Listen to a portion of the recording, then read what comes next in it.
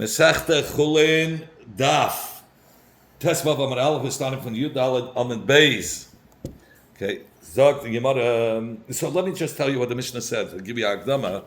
The Mishnah said that somebody who shechts on Shabbos or Yom Kippur, they said in the name of Rab, that day of Shabbos that you shechted, you cannot eat the meat.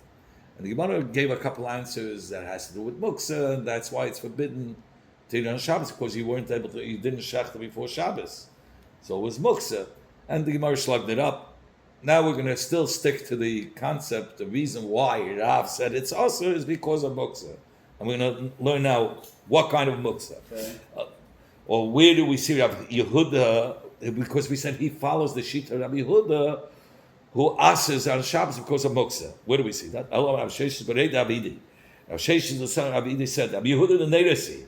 It's the Shita of Rabbi Yehuda by the case of Neiros, that it says you're not allowed to move a candle.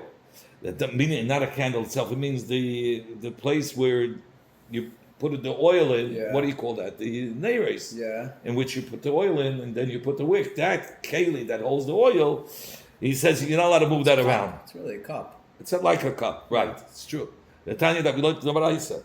Metaltalin ner chodesh. If it's a brand new ner, was never used for oil, you're allowed to move it on around on Shabbos because you can use it for Shabbos.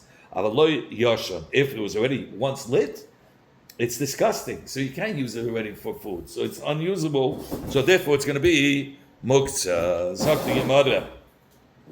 Those are the words of Rabbi Yehuda. So you see, Rabbi Yehuda holds a dava mos is muktzah, right? Yeah. Because he has no intention of using it. The same thing when it comes to the behema, it's muktzah before Shabbos. It was aser because it's Evim and Achai, and it went into Shabbos as Evim and Achai. He never had in mind to eat it. Shabbos comes, he can't shecht it because it was Evim and Achai before Shabbos. It wasn't prepared for eating. Says Gemara, Rabbi Yehuda say, in which case did Rabbi Yehuda say it's forbidden to move around? He says muksa machmas mius. If it's something that's mamish disgusting, you use it with oil, and you can't clean it. It's a davabos. So muksa okay, muksa machmas ismi. But when it comes to muksa machmas isur, meaning a person takes his mind off completely something that's disgusting. I'm not going to go use the garbage can after you put in a whole bunch of dirty garbage in there. But something, a behemoth that's you could eat. It's just because it's also on Shabbos. Maybe that a person doesn't mamish take off his mind of it. It's not so far removed, right? Something that's so here. The only problem is Isa. Maybe it's if he did it already, it's going to be kasha. Says the Gemara. Yeah, we find it muksa because of Isa. Even if it's just because of Isa, it's going to be muksa. Where do we see that? It's not. We learned in the Mishnah. Kol neder shel mateches. Any ner that's made from metal. Now, metal you could clean out, whether it's new or old. Metaltalin b'Shabbos. You could be metaltalin on Shabbos. Chutz min haner she'edlika b'Isa Shabbos, except for a ner that was already lit on Shabbos, right? So the ner was designated. It was already lit. So if you lit it on Shabbos, you're not allowed to extinguish it. So Rabbi Yehuda says it's a muksa machmas isur. You cannot move it around because it's lit. Right. Because it's lit, there's an isur of extinguishing it. So it's a muksa machmas isur. So a behemah that was slaughtered on Shabbos is awesome for the day because of the isur. Maybe it's different there. There, he did something b'yadayim. He made it also. He lit the nair. So therefore, when he lit it, he made it also. It was only for a nair, not to use it for any other things. But our case, the behemah, he didn't do something to make it also. No action. Maybe that's different. And that's it. That's how we. So the Gemara says that it could be that Rabbi Yehuda doesn't hold up muksa machmas miyus isur. Maybe it's not going to be muksa machmasis. Maybe it's going to be mutter. Only when you do be a daina, it will be different. So we don't have proof that that's the case. It's a different case of Rabbi Yehuda that the Rav was following Rabbi Yehuda to say it's us on Shabbos. If he shechted on Shabbos, which case the mavashali. Rav learned the case of mavashal. Now we learned mavashal Shabbos. Somebody cooks on Shabbos. We're going into Shabbos. We have to know this then. Somebody who cooks on Shabbos, yoichal, he's allowed to eat from the tafshil if he did it b'shoyeg. But if he did it b'mezid, lo yoichal, he cannot eat from the tafshil till Motzei Shabbos, and b'chdei sheyasa, you have to wait the time that it takes to cook. All that time, until after that time, you cannot eat. After Shabbos, you have to wait. Let's say it takes an hour to cook a good piece of meat. So you have to wait, and he did it on Shabbos, he has to wait that hour that it would take him to cook the piece of meat. It's good to know that. Divrei Ameir, those are the words of Ameir. So he says, b'shoyeg, you can eat l'chadchila, b'mezid, you can till after Shabbos, the time that it takes. Rabbi Yehuda Eimer, Rabbi Yehuda says, b'shoyeg, yoichel, b'motzei Shabbos. He says, if it's b'shoyeg, everybody can eat it b'motzei Shabbos. That's fine. But not on Shabbos. Ameir said even on Shabbos. B'mezid, lo yoichel oilamis. He says, if he did it intentionally, you can never eat it. Right. Versus Meir says, Motzei Shabbos, you wait an hour. Whatever the time that it takes. It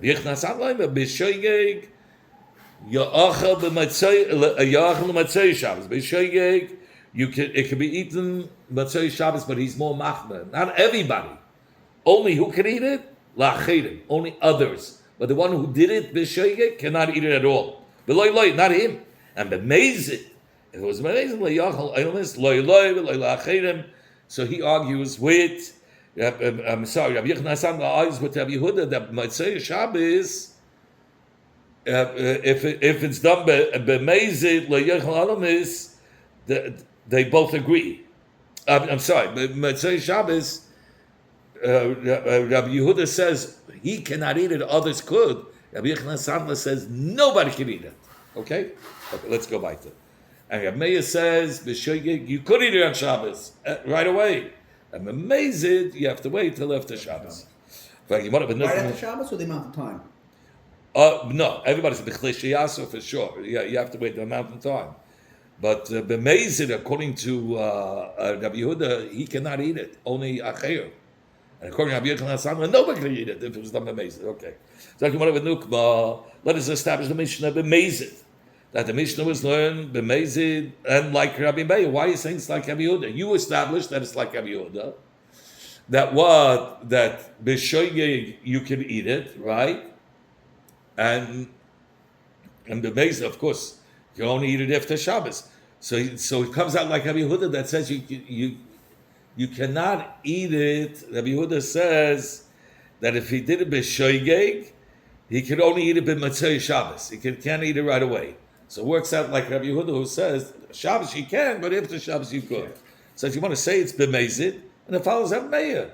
Rabbi Meir says, even b'mezid, you could eat it after Shabbos. Why do you have to say it's Rabbi Yehuda who says that it's b'shoyeg and you can't eat it on Shabbos? Say it's b'mezid according to Rabbi Meir, and you can't eat it on Shabbos, but after Shabbos you can eat it.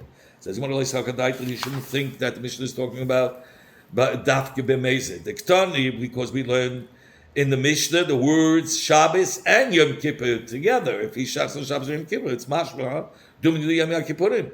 That Shabbos is similar to the Yom Kippur. My Yom Kippur leishna b'shegel leishna b'mezid le'yachol. Just like Yom Kippur doesn't matter shegel or b'mezid. You can never eat it.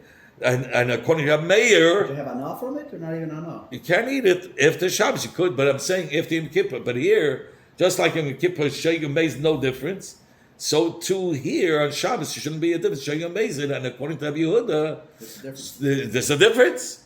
I'm sorry, according to Rabbi, there's a difference. Shegel, you can even eat on Shabbos, and here he says both has to be similar to Yom Kippur. Even Shegel, you shouldn't be able to.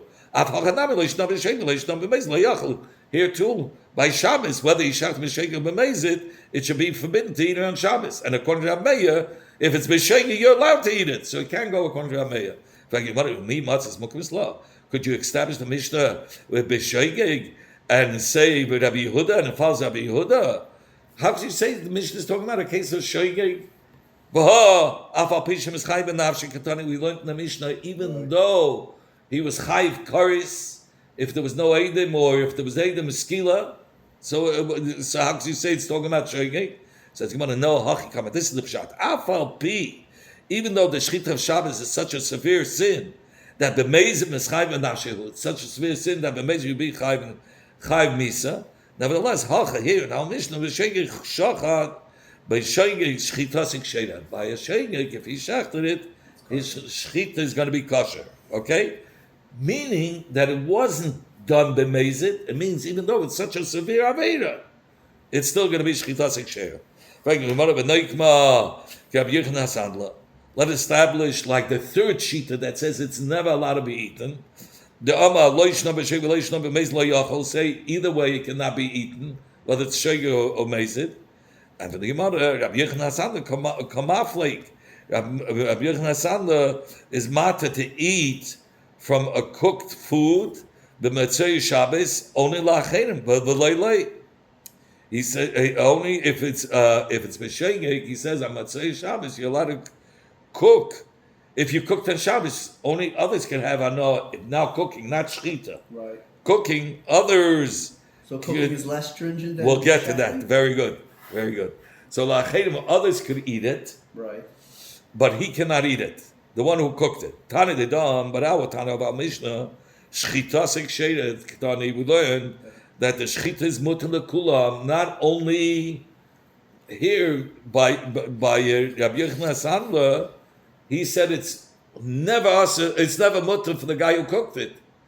And in the Mishnah it says shchitas sheira.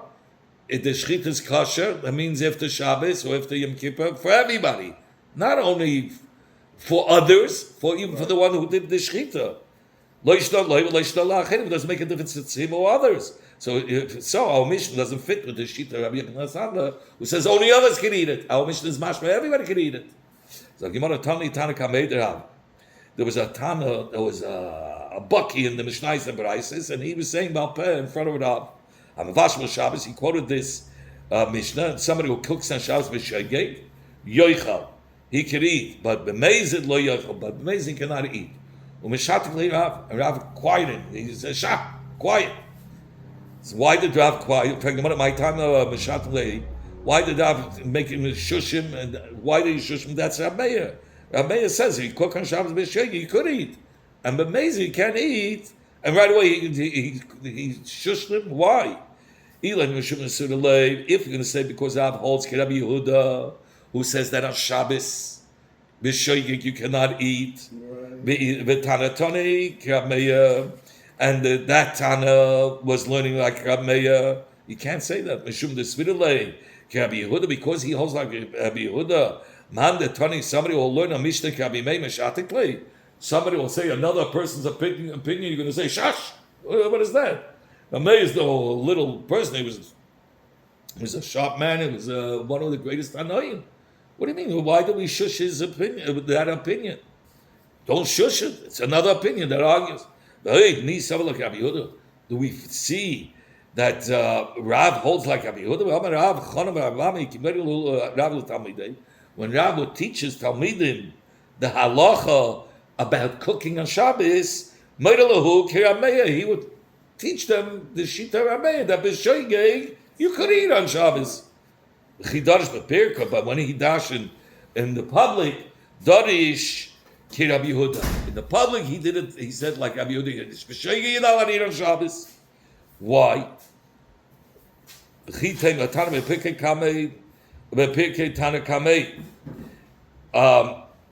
Because you'll say, the Tana learned the Mishnah in front of Rav when it was in front of a lot of people. That's why he quieted him down. Because why Berabim did he pass on Rabbi Yehuda? Because there were Amei Aratzim, and if they would hear Shitas Ameya, they will be Mezalz on Shabbos, cook on Shabbos, because you're allowed to eat if it's b'shogeg. Right. They'll say, it's b'shogeg.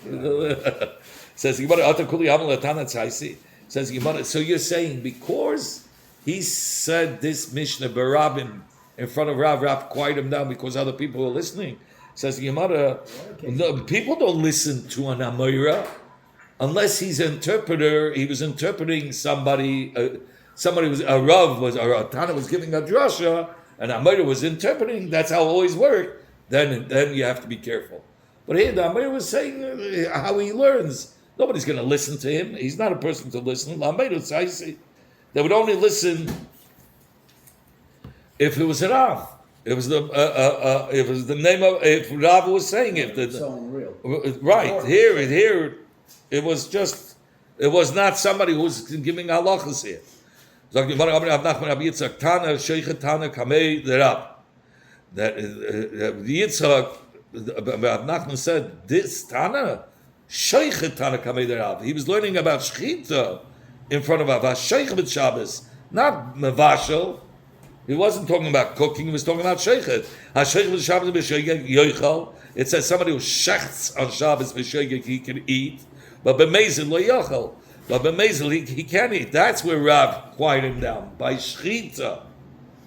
But not by, and he was talking about mevashel, about cooking.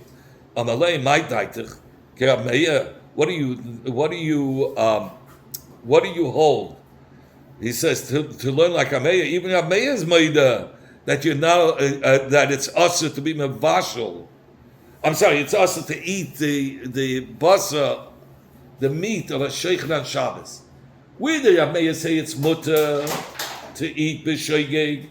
By mevashel. Remember, we spoke about mevashel. Okay, right. If he cooks on Shabbos, then we allow him to. If it was b'shegi, he could eat on Shabbos. But shoichet, somebody who slaughters on Shabbos, no. Shoichet, I'm saying, even Rabbeinu will say, Ad kan like kosher Rabbeinu. Rabbeinu never allowed to eat from something that was done on Shabbos b'shegi, ela mevashel. Only if it was cooked b'shegi. The royalachos, because something that you cook, even before you cook it, it's fit to chew. You can eat it raw. But I will sheichet, but the shechita, if it's before the shechita, there ain't no yalachus. It's evim menachai. You cannot chew off a behemoth that's living. That's evim menachai. It's not regular. Loi. So there wasn't matter if there was slaughter to eat it, because by mevashel, why did he allow on Shabbos? Because even before he cooked it, he was able to chew it. By the behemoth, when it was alive, he couldn't chew it before shechita. It's Eva Menachai. It's Moksa B'chlal. Yeah, it's Eva Menachai, and then what are you talking about? It wasn't fit before Shabbos. Right. Okay, so since it was already Muksa when it entered Shabbos, it was Eva Menachai, and wasn't unable to chew it, versus the food that was raw, that he before cooking he was able to chew it. There, if he cooks it on Shabbos, then we'll allow him to eat on Shabbos, because it was raw even on Shabbos to eat it raw. But the behemoth, when he went into Shabbos but not slaughtered, that wasn't fit to have on Shabbos. So therefore, even Rabbei will hold Sheikh the Shabbos, you cannot eat on Shabbos. In fact, the Gemara, the Sheikh too, but our Mishnah is talking about somebody who shechted on Shabbos.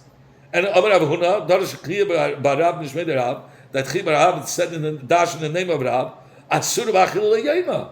It's also to eat it that day, but Nazvin Chavrai L'Meima, and the Chaverim, the B'nai Yeshiva, said that Rav holds that our Mishnah is like Rabbi Yehudi.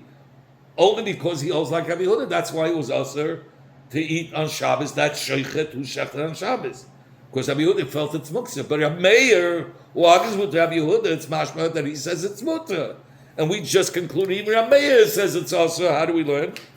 And you want to kishar Rabbi Meir. When did Rabbi Meir say that the basa is not also because of muktzah? It was somebody who was ill already from before Yom Tov. And we knew we were going to have to shecht. We're going to use this animal for him to eat on Shabbos.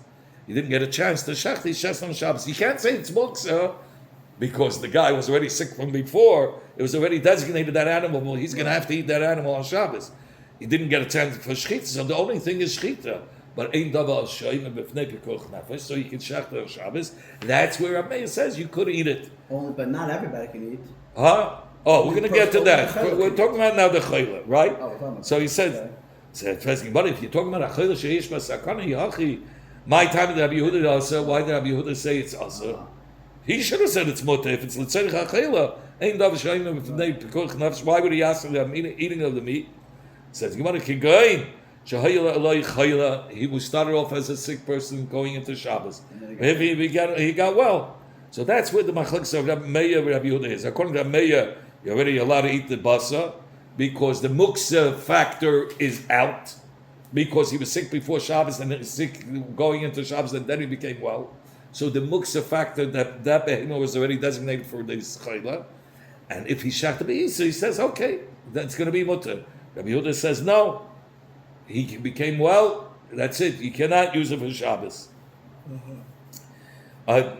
Even though the Isa Miksa Muksa is not there, but since the Behema is Emedz L'Shchita, right? Because it was Eimer for Shchita, but he says he became well, it's Asa. Okay.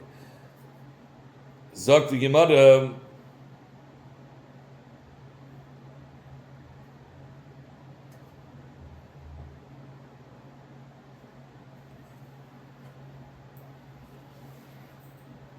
Okay, let's go right. But I don't think he wants to now bring. The Gemara said before that Rav quieted the Shita of Rameya. This Tana who said the Shita of Rameya, because Rav was differentiated between cooking on Shabbos, where there's no muksa, so a behemoth that was slaughtered, where there is a muksa. He wants to show you this difference we find elsewhere. Somebody who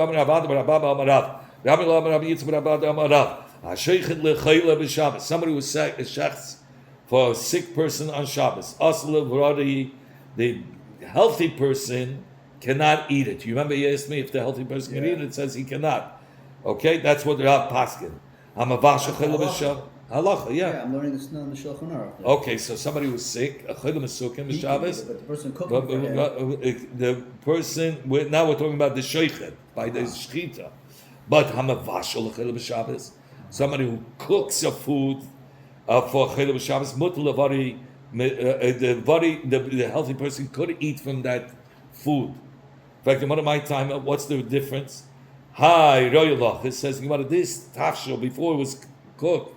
Royal lachas was still fit to be eaten raw, but when it came to the meat that was slaughtered, royal lachas was not fit for the others to eat it. So therefore, it has a din like muksa for others.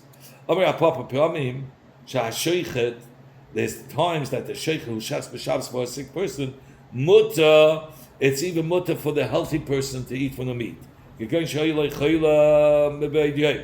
For instance, he was sick already from before Shabbos. So the factor of muksa is not there because this behemoth was already designated for the chayla. It was prepared to be eaten on Shabbos. And and at times you can find that with somebody who cooks, it's going to be usher for others to eat from the tafshel. The last. For instance, he cut on Shabbos a gourd, and he cooked. Like a big cucumber. Oh, okay. Okay? So, and he cut it from the ground. So then it wasn't roy before Shabbos because he cut it from the ground on Shabbos. So, or others say it's not roy. This wants to say it wasn't fit to eat raw. It's such a thing you can't even eat raw. So since it was mechaberes, let's say connected to kaka, therefore a body cannot eat it because it wasn't fit to eat before it was cooked. But by shchita, if the fact of muksa is out because he designated behemoth for the sick person, the person was sick from before Shabbos, so then others could eat it. So you find different cases where it's the reverse, that by shchita others could eat it, if he was a chayla before Shabbos, and you can find that by cooking, others cannot eat it, it was still connected to the ground.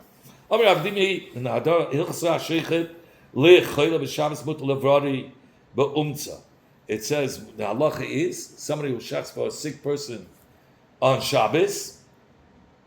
The healthy person can eat from the meat, but raw. Okay? Because he cannot, because the body is not allowed to cook on Shabbos. My time, what's the reason? Kivan, even if the chayla doesn't need only a small piece, he actually kazayis basa. Even though he below shchita, it's impossible to have only a kazayis basa without shchita. Ki kashachit, when he shechs it, adait lechila kashachit, he's shechting it for the sick person, and there's no chash if the body will eat from the rest of the meat. When we are matter for the body to eat from the meat that was slaughtered, let's say the chayla, we don't have to worry that maybe he's going to do an extra shchita. The shchita, it's a big animal. Right. You're shechting only for the chayla. He needs only a small piece. we don't have to worry he's going to do some more Yisurim for himself to be able to eat.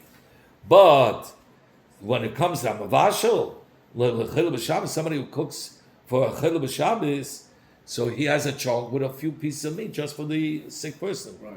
But he says, I'm already cooking. I want to eat too. So he might be add a little extra. As lavari. It's us for a body because he might add some goodies for himself. Why not? Why not? If we're already doing a Yisrael, they say the same. If you're eating pig, let it already drip from all sides. You're doing this. It's like the Mishnah. I enjoy it, right? Right. Says the Mishnah, with a hand sickle. A hand sickle has serrated a side and it has another side on the top which is sharp and which is not serrated. So he says somebody who shachs with that magel, not with the serrated side, right, the smooth part, with or with a sharp stone, or with a sharp reed, we had it before. Shchitas ekshedin, shchitas kasher. Hakol shechtin, everybody can shech. And always, this the Gemara will explain what it means. Always you can shech what it means. And with everything, anything you could shech. Chutz hakol shechta means anybody could shech. Uvakol shechta means anything could be used to shech. Right? Chutz v'magol katzer, except for this, the sickle, the short sickle. It's on a stick and it's round, and you can only use that side. It's serrated, so you can't use it. A magero, a sword, it's also serrated. Vashinayim, or teeth of an animal. Vatzipein, or a nail, which is connected to the person, to the balchai, to the animal, or to the person. Mipnei shehein chaykim, because then it's suffocating it. It's not like strangling it. It's not really, and it's tearing. It's not shechting. Says you started off with Hashechet, that the Shchit is kasha, if he already shechted, but he haven't. It sounds like only if he did it already, then it's kasha. After the fact, it's good. But it means to begin with, you're not allowed to shech. Says you want to be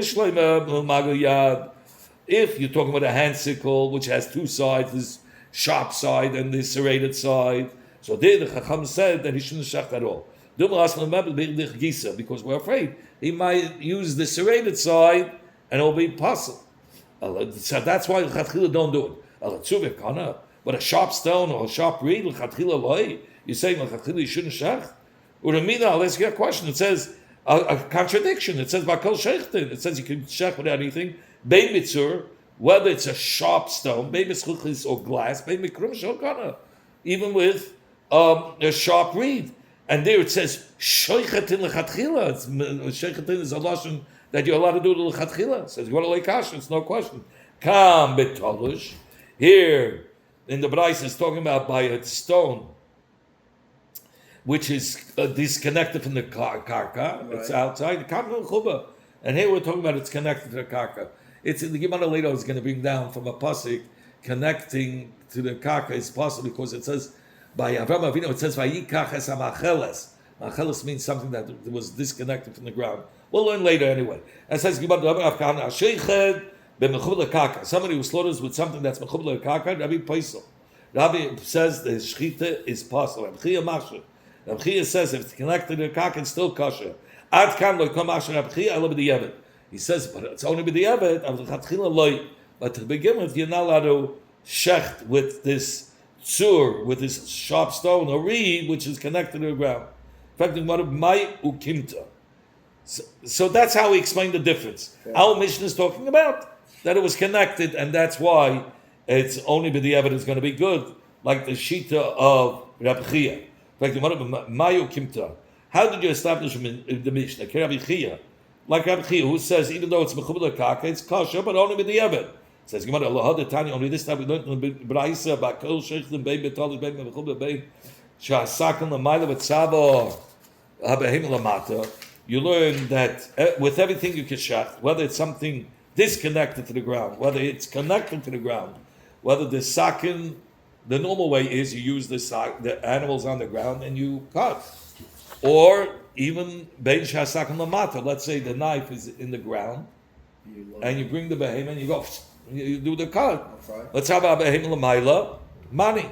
Says who's the brisa like? Because this brisa says even b'mechubar it's lechatchila good, and our Mishnah said only b'diavad.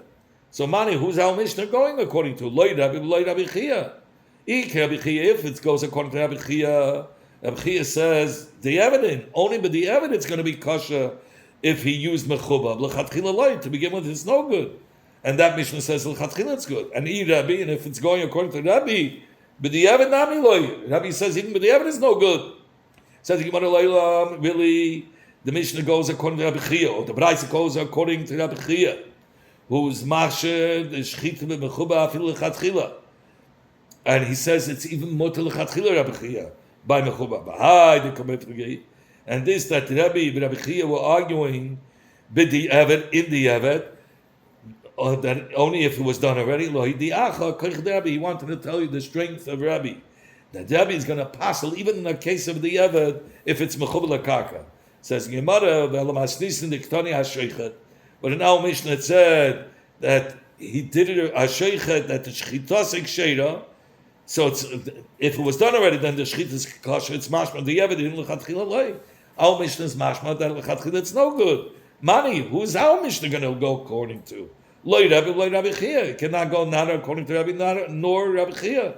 Rabbi Chia, if it follows Rabbi Chia, lechatchila. Rabbi Chia says it's even good to begin with, and our Mishnah says only with the evid. And Rabbi, if it follows Rabbi, the evid nami loy. It says, according to Rabbi, even the Evid, something's mechub l'kaka, you cannot use for a shechita. And our Mishnah says, with the Evid, you're allowed to. So it says, Rabbi Chia. Really, it goes according to Rabbi Chia, who says that you're allowed to use mechub l'chatchila. And this Mishnah that says that shechita mechub l'ksheda is only with the Evid, Rabbi follows the shita of Rabbi. In fact, you want to kashi the Rabbi on the Rabbi. It's a stira. Because before Rav Kahana said Rabbi passes the shchita by mechuba even b'diavad, and our Mishnah says it's kosher. It says loy kasher. But it's not a kasher. Our Mishnah that says the Rabbi says it's kosher b'diavad is kam b'mechuba me'yikaret. It was originally connected, right, and it was never cut off from the karka. So then it's also even b'diavad. But kam in our Mishnah b'tolush, he took it out of the ground. He disconnected it. And then he reconnected it to the ground. So once it was disconnected, maybe it has a din like a disconnection. So he says only with the evidence is going to be good. Where do you know this chilik if it was mechuba to begin with, or it was tolush and then you put it back into the ground? How do we know there's going to be a chilik? Here, how do we know we're going to make a chilik between something that is connected to begin with, or to something that was disconnected and then he reconnected it? The time that we learned in the Braisa, somebody who cuts with a knife that's connected with a roll, a wheel that was with knives connected. And he rolls over and he starts shechting. His shchit is kosher. If it's connected to the ground, shchita seiksheda. The shchita is kosher. No, it's sakim ba'koisel v'shachad ba. What's if he stuck a knife into the wall and he shechted it? Shchita seiksheda. The shchita is kosher. If there was a sharp stone sticking out of the wall, or there was a sharp reed coming out of the karka v'shachad ba, and he shechted the animal, shchita seiksheda. Then the shchita is possible. So look, the Braisa stuff first says, if it's mechuba l'karka shchitas iksheda. Then he says, if the tzur came out of the wall or the reed came out of the karka and he shas, it's possible. Kasha adadi, you have a steer. What's going on here? You said first, if it's mechuba, it's going to be kasha b'diavad. Then you said if it's sticking out of the wall, meaning mechuba, or reed coming out of the ground, it's possible. What's going on here? Mixed messages. Mixed messages. Very good. That there's a difference between something that's mechuba to begin with and it was never disconnected, that's going to be usher, even b'diavad. L'bein tolush to something that you disconnected it. And then you put it back into the ground. It's already premeditated. Then it's considered as cut. It's disconnected.